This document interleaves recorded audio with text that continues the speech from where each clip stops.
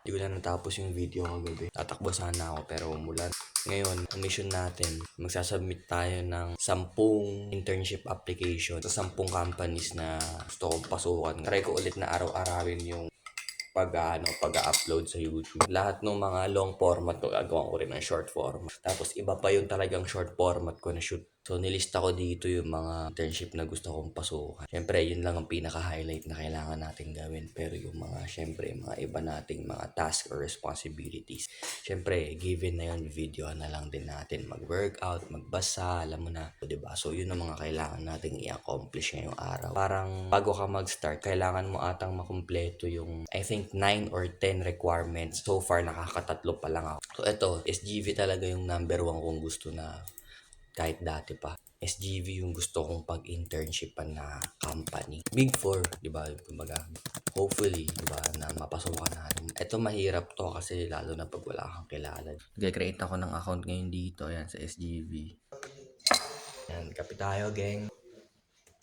O, talaga sa SGV. Pag ako nakapasok dito, PNA yan yung mga gusto ko. Ito yung EY. Ang ibig sabihin ng EY, Ernst and Young. Kasi yun yung parang foreign company. Sabi sa akin ng uncle ko, yung mga ganyan daw. Kunyari, merong company sa ibang bansa, tapos merong company sa Pilipinas. Parang nagko-collaborate yan, dalawa na yan. Hindi ko alam kung anong tawag dun, pero yun, para lang may affiliation silang dalawa. Pampaganda ng brand yun. SGV, ang ibig sabihin SGV, Sisip, Gores, and Velayo. Kadalasan naman sa mga auditing firm, accounting firm, law firm. Mga pangalan talaga niyan, mga pangalan ng mga CPA or pangalan ng mga lawyer. Sisip, Gores, and Velayo, sila yung nagtayo niya. Pricewaterhouse, Isla Lipana, pangalan din yun. PNA, Punong Bayan, and Araulio. At yan mga apelido, yung mga typical na ipinapangalan sa mga accounting firm, law firm.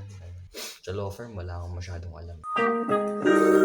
Luto na tayo ng lunch. 9:50. Kailangan natin siya i-prepare para by 11. Okay na siya. Habang sumasound trip tayo dito ng Marvin Gaye. May kape tayo. Maulan ngayon. Sarap.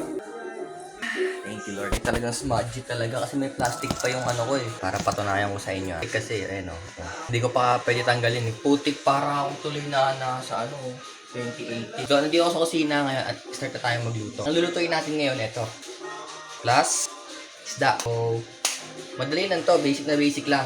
Pero una natin gagawin is magsaing. So, magsasaing tayo sa dalawang klase ng kaldero. Dito ako pinakamagaling magsaing. Kaya ko magsaing sa kahoy, sa kalan. Pero siyempre sa rice cooker, napakadali lang. Mga basic na mga ulam. Basta alam ko kaya ko yan. Napangita ko kayo ng moves. Tangin ang pangit talaga ng camera. Yeah. So, nakasalang na yung lunch natin ngayon at naligo muna ako saglit. 100% cotton na bench white shirt, size extra small. So, sa mga magre-regalo sa akin dyan eto, ganito lang, masaya na ako.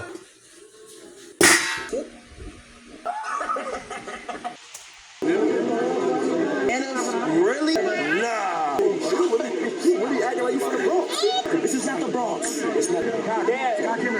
Launa na ng hapon dito ngayon at nag-iisip ako ng mga bagay na kailangan kong gawin para maging productive yung araw ko ngayon. Nag-upload na natin itong isang video natin. 4 minutes and 50 seconds lang siya. Gusto kong ihiwalay ng upload yung laro mismo. Yan, ito yung laro natin. Ito, nasa folder yan. Ito, 3. Marami pa tayo rito.